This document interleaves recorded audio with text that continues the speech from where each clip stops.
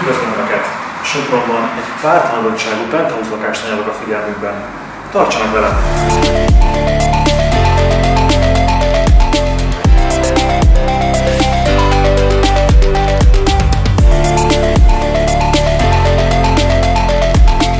A Balfi úton elhelyezkedő társasház 4. emeletén található 72 négyzetméter alapterületű ingatlan, 2 hálószoba, amerikai konyhás nappali étkező és fürdőszoba kialakítású.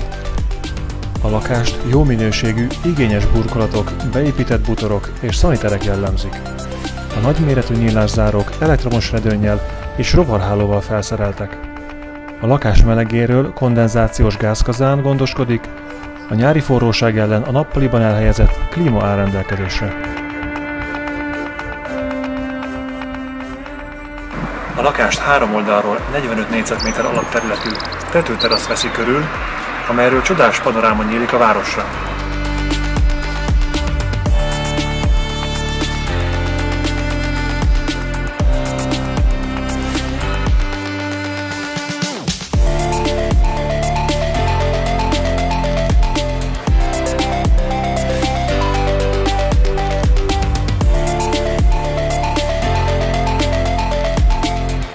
A lakáshoz a sorompóval zárt lakóparkban egy felszíni autóbeálló is vásárolható.